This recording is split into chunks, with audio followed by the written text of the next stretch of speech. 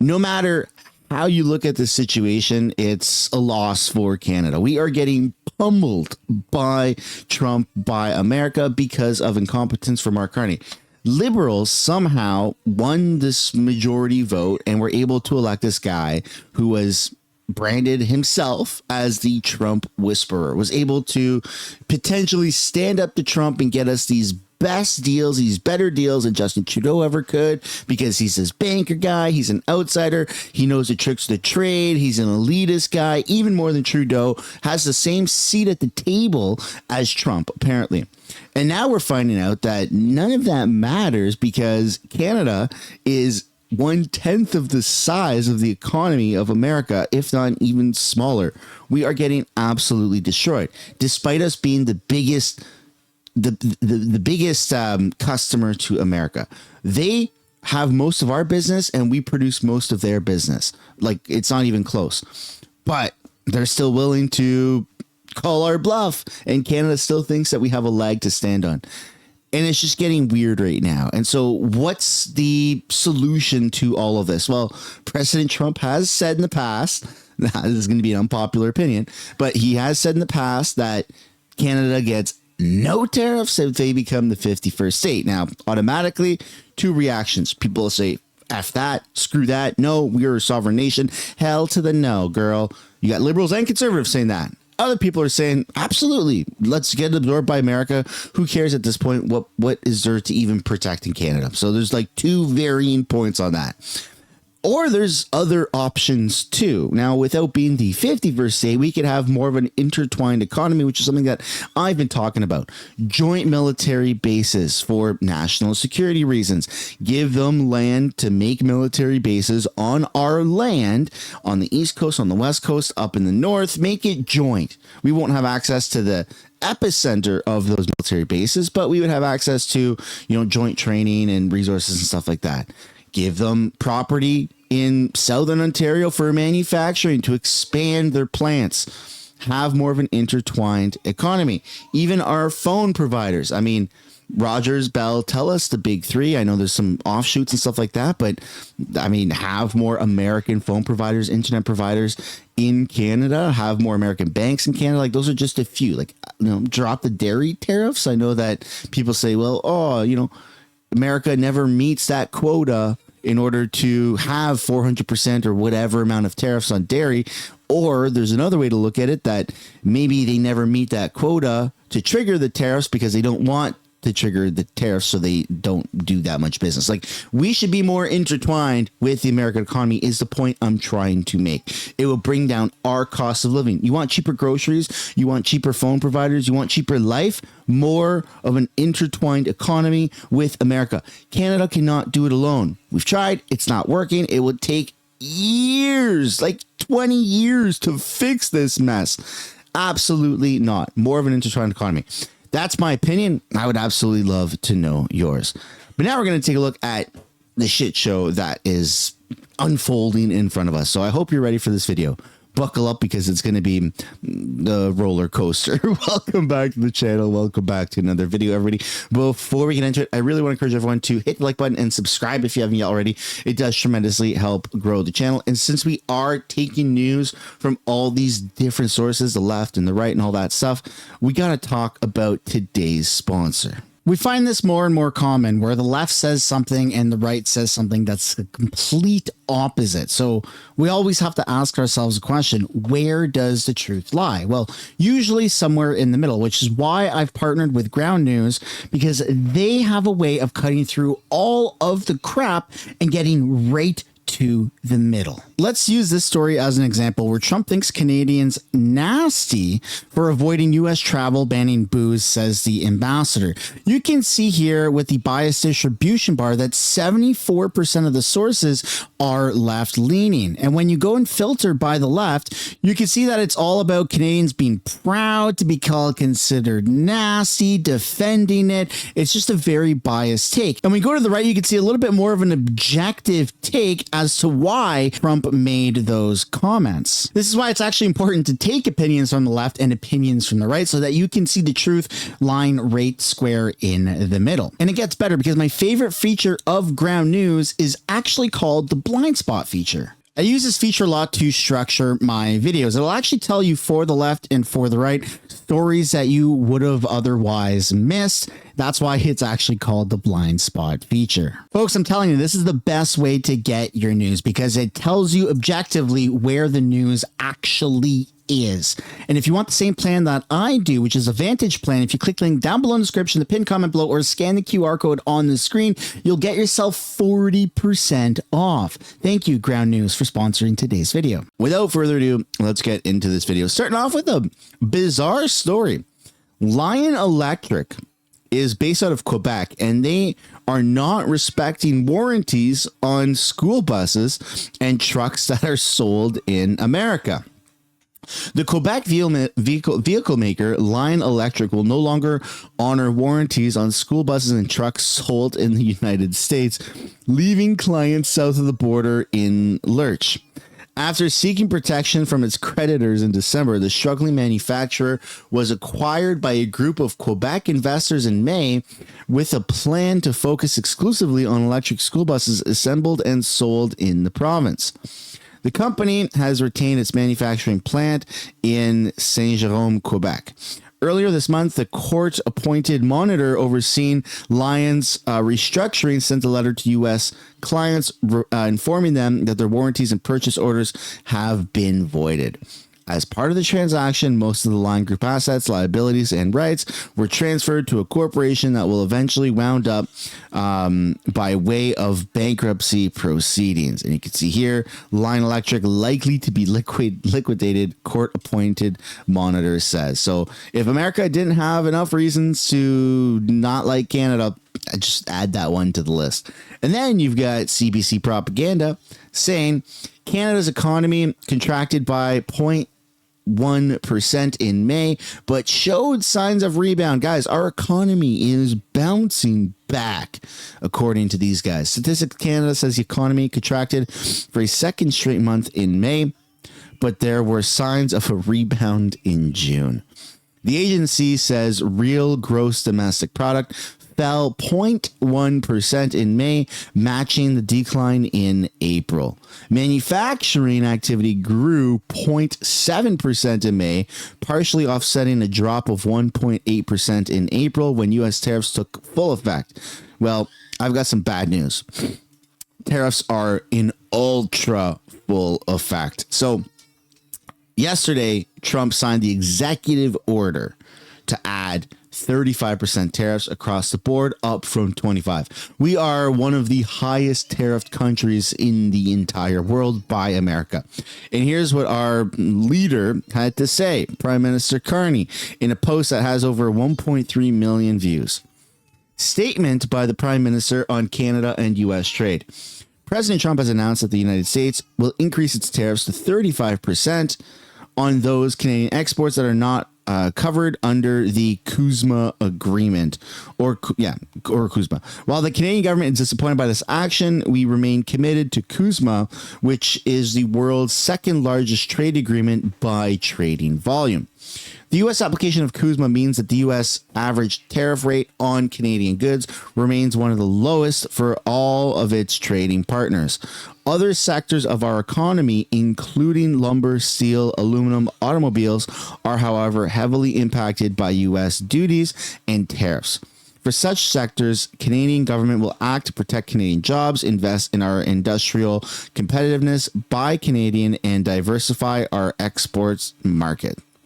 The United States has justified its most recent trade action on the basis of cross-border flow of fentanyl, despite the fact that Canada accounts for only 1% of U.S. fentanyl imports and has been working intensively to further reduce these volumes. Canada's government is making historic investments in border security to arrest drug traffickers, take down transnational gangs, and end immigration smuggling, which is, we're just going to pause reading that for a second. Crazy to say, because yesterday in a video, I read an article from the Globe and Mail that said there's 600 bad guys, 600 criminals that are due to be deported that have now gone missing, says our CBSA. So we're not doing a very good job of catching people and deporting people that are supposed to be deported. In fact, I think it's like 5 million people whose visas expire in the next 12 months, and we don't have a system in place to deport them at all. Like, not a single person. In fact, our liberals have literally used the words, we are using the honor system to trust that people whose visas expire will leave at the appropriate time. We're using the honor system. What the fuck? Who says that, dude? These people don't give a shit about the honor system. Come on. These include thousands of new law enforcement and border security services, aerial surveillance, intelligence, and security operations, and the strongest border legislation in our history. We will continue working with the United States to stop the scourge of fentanyl and save lives in both our countries. While we continue to negotiate with the United States on our trading relationship, the Canadian government is laser focused on what we can control, building Canada strong. The federal government and provinces and territories are working together to cut down trade barriers to build one Canadian economy. We are developing a series of all these projects in conjunction with provincial, territorial, and Indigenous partners. Together, these initiatives have the potential to catalyze over $500 billion of new investments. But you know what the funniest part about that one is not even all the premiers, not even all the leaders of each province are on board with it. You got Wab Kinew, NDP, and David Eby, you guessed it, NDP, that are against this pipeline for Canada only. So we don't even in a threat of 35% tariffs, where the biggest threat to us, to Canadians, is no longer climate change, is no longer Russia, is no longer China, is no longer nuclear warfare, is no longer extinction, is now only Trump. In a time where Canada has branded the common enemy as Trump, our leaders can't even come together to build a pipeline and an ecosystem in Canada that would rely less on Trump. It's insane. It's insanely pathetic, because the people that are blocking this are literally the biggest voices, the loudmouths that are so anti-Trump. It's so funny. Canada is just not even a freaking real country in a real place at this point. And it gets even worse, because I've had recent criticism of the Conservative Party of Canada at the federal level, specifically the current leader, Pierre Poilievre. And I guess I should have been directing my aim towards a previous leader of the party, Aaron O'Toole. In my opinion, the Conservatives' job is to oppose liberals, right? Like, you're an opposition. That doesn't mean oppose things that are good, but oppose things such as how America is the boogeyman for Canada. Liberals have been saying that. NDP has been saying that. Our mainstream media has been saying that. And our Conservative Party has been saying that. And in my opinion, that's the wrong take. I understand a lot of people are angry with America, specifically at Trump. But America is not the bad guys. Yet it's embedded in our culture that Canada is proud not to be Canadian, but we're mostly proud to not be American. It's like a weird leftist nationalistic thing that's been going on in this country for a very long time, and it needs to stop. And right now, I think the Conservatives could do a phenomenal job, but it doesn't seem like they're interested in that, of bridging the gap between America and Canada. For example, J.D. Vance, the VP of America, well, he used to be roommates or buddies and pals at Yale with Jamil Javani, who's a federal conservative member of parliament. And it would be pretty cool to see them get together and talk about how Canada can try to bridge the gap with America so that we don't get tariffs, so that maybe we don't become the 51st state, and so that we can just get back to doing business as per usual, but to a better extent than ever before. But that doesn't seem to be of an interest from the Conservative Party. That's like a dream that I'm having, and I feel like I'm going crazy because I'm the only one who seems to be having it. Instead, our federal Conservative Party is saying stuff like this. Aaron O'Toole, the leader that was right before Pierre, talking about the 35% tariff, saying this executive order is more final stretch posturing. We can and will get a fair deal before September as the president needs one. IEEPA tariffs will likely be struck down by the courts, and inflationary pressure and product shortages will begin to bite. Stay on target. To which I replied, respectfully, it's this train of thought that got us in the mess. The mess being thinking that Canada is just entitled to a good deal with America. We're not. America is this golden arched shopping mall, the biggest shopping mall in the world. And if you want access to it, if you want to be a storefront, if you want to be a kiosk, you have to pay your rent. Canada has not been paying rent. We've been grandfathered in. And now under this new Tenant Act, we are having to update our rent payment. And we're struggling to do that with the reality of that situation. Struggling so much so that we are now one of the highest tariffed countries in the entire world, even though we've fought in wars with America. We blood, sweat, and tears with Americans. We share land with Americans. We are kind of, sort of, a little bit intertwined in the same economy. There's so many perks of living right next to America, yet we're being penalized one of the hardest. Why? Because of the sense of entitlement of Canadian politicians. I don't like it. I'm not here saying, hey, America deserves a better deal than Canada. No, man, we deserve like a good deal, but we have to realize the situation. America is way bigger, way more badass, carries way more leverage than what we do. And if they just want to stomp on us, they could. But let's listen to Aaron O'Toole doing a CBC interview to talk about these tariffs. Let's see what he has to say. Okay, certainly, though, it is a busy day on the trade front. First, I actually just want to start with your initial reaction when we saw that announcement yesterday that, in fact, the tariffs against Canada for non-CUSMA compliant goods would move up to 35%. Well, I was disappointed, but it's also a sign that we're in the final stages of a negotiation. And the president is trying to rattle his sword and have us maybe cave more or rush a deal. And I agree with Premier Ford's comments exactly. We don't cave. We don't just take whatever deal because there's more threats. President Trump, as I said. Okay, so here again is a problem. You've got liberals saying America's the boogeyman. You've got progressive conservatives in Ontario, Doug Ford, who's on paper a conservative. That's what Ontario voted for. Who's agreeing with our liberal prime minister, America or Trump is the boogeyman. And now you've got the Conservative Party. This used to be Pierre. Like, this was once Pierre. Pierre also says similar things to this. He hasn't in a while, but in the federal election, he did. So you've got conservatives saying Trump is the boogeyman, liberals saying Trump is the boogeyman, NDP saying the boogeyman. It's a unanimous thing across the board. Everybody in Canada, at least all politicians, are seemingly saying that Trump is the boogeyman.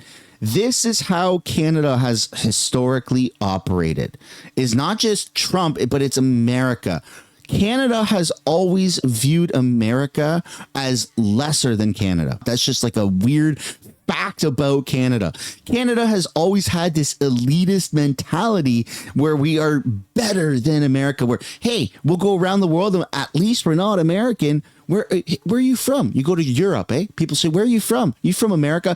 Hell no. Ew, gross. I'm not American. I'm Canadian. Like, it's a weird thing that's been just pushed on us time and time and time again. It's gross. And it's happening again by all of our parties. America is not the boogeyman. Trump is not the boogeyman. We have a real opportunity to prosper, man, to make money, to have cheaper houses, cheaper groceries. And the liberals say, well, no, we're not going to do it the way that it needs to be done. We're going to do it our way.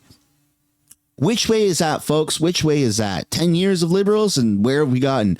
Mark Carney's supposed to be the Trump whisperer. Where have we gotten? It's almost like the harder you fight America, not just Trump, just America, the harder you fight against America, the worse it comes back. It is a weird and bizarre thing that Canada keeps doing, and I just got to call it out because it pisses me off that even the conservatives at all levels are saying that America bad and boogeyman and we got to stand up to Trump. Like, no, stand up to what? $3 trillion GDP versus 35 trillion. It's not even close. Said when I was talking with you a few weeks ago, is under pressures as well. The IEEPA, the emergency tariffs, had a court appeal yesterday, and the 13-panel court was quite critical of the president's overreach. Congress controls trade, and they have to delegate it to the president, and they haven't here. So some of his tariffs will disappear. Some parts of our economy aren't covered by the 232 tariffs, like the steel and aluminum, because they're under the CUSMA agreement, or USMCA. This weird little dress up and LARPing that he's doing where he's smiling going, some of the tariffs are going to disappear. No, they're not, bro. He's the president of the United States. If he says national security risk, then Congress, Democrats, the Senate, nobody can stop him. This weird smug mentality of we have the system better figured out than the fucking president is so retarded. How stupid do you have to be to think that you understand the system better than the fucking president himself? My goodness, this is a problem with Canada, man. Is this weird smug mentality? Whatever you want to call it. So we have to stay the course, get the best deal we can. And the president is also facing bad economy. The Dow's down 700 points this morning. We're seeing job numbers this morning that are S&P's at all-time highs. Every stock is at all-time highs. Just because there's a freaking 4 or 5% dip in the past few days because of fear of tariffs does not mean the economy is doing bad. Again, stupid take. Are negative, and in fact they're readjusting previous months' job numbers down. So all of these tariffs are actually starting to hurt the American economy. So the president's in a bit of a race against time as well. Right, yeah. So let's take a look at the facts. Japan, $100 billion deal. What, $700 billion or $500 billion? Europe, $600 billion investments from Europe into the American economy, and $750 billion energy deal. That's insane. South Korea, $500 billion deal.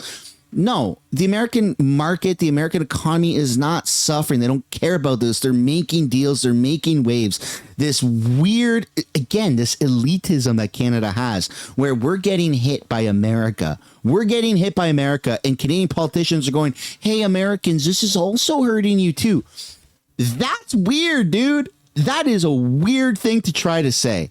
It's like trying to tell on someone's mom and dad. Like, it's just weird. Just fight the fight, right? Or try to negotiate something. But the standing up to the boogeyman, it's just not working. This guy's a conservative. He's the old Pierre Poilievre. He's the dried up yet somehow still fat raisin of Pierre Poilievre's shadow. He was the conservative leader. He is the old conservative leader, and he's saying the same things that Mark Carney and Doug Ford are saying. Ladies and gentlemen, wake up.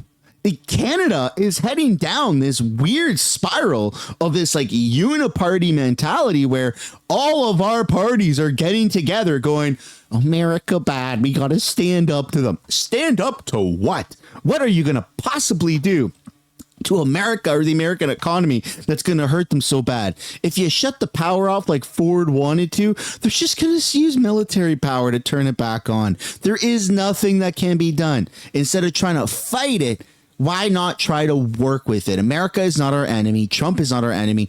Politicians like this, though, they seem to be. You mentioned a few points that I want to pick up on. Let's start with the last one, and that is the U.S. economy. Certainly, it's something that he's watching very closely.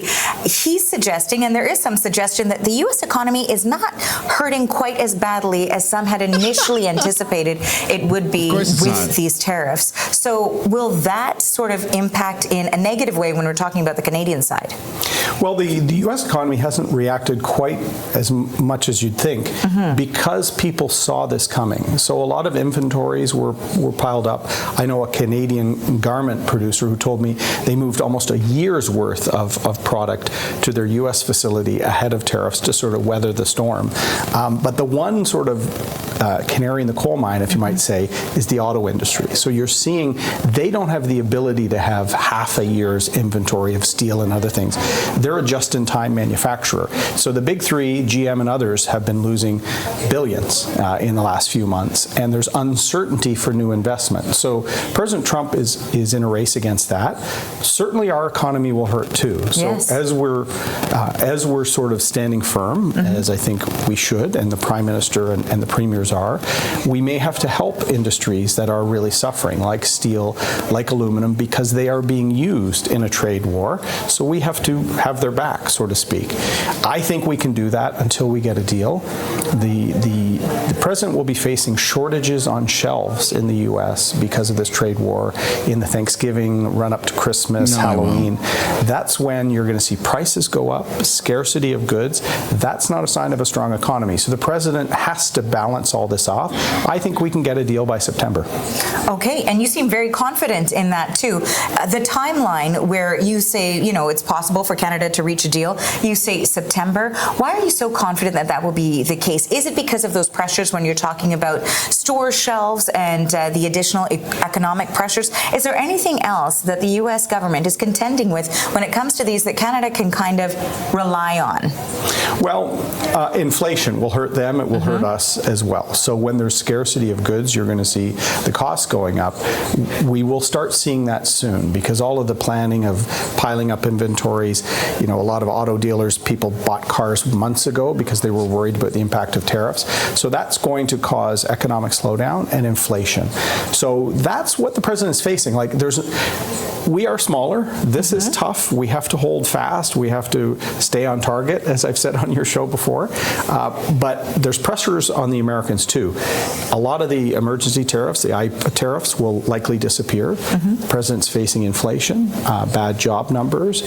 So he needs a deal. A lot of other countries were locking in deals. Pretty sure he just came out with good job numbers, and he also came out with record amount of revenue from tariffs. I mean, they're in a surplus the past at least month or couple of months, which is insane. Like never really been done before. So Aaron O'Toole can try to have liberal talking points, but the fact is that countries are taking 15% tariffs gladly because they're happy not to be Canada, and they're happy that that's all they're getting. Tariffs are making America rich, and they're helping fight their massive deficits, right? And they're now turning into surpluses past couple of months. It's a beautiful thing to see for America, especially if you are American. Canada can take a lesson from this. We should try to settle for 15% tariffs or something similar and have more of an intertwined economy. We might not even get 15% tariffs if we start to do maybe some of the things that I suggested. America being more intertwined in the Canadian economy is going to make your life easier. It's going to make your life cheaper. It's a beautiful thing. Why wouldn't you want that? If you don't want that and you want to keep voting liberal, or you want to keep voting for this conservative talking points, which is, I mean, that sounded pretty identical to a liberal up there. I just got to say, I personally want America more intertwined in our economy, more competition, get rid of the Canadian elitist monopoly shit that we got going on, make our lives cheaper, make our lives better. That's my opinion. I would absolutely love to know your guys' opinion down below. And of course, if you haven't yet already, hit the like button, subscribe to the channel, and I'll see you in another video. Bye for now.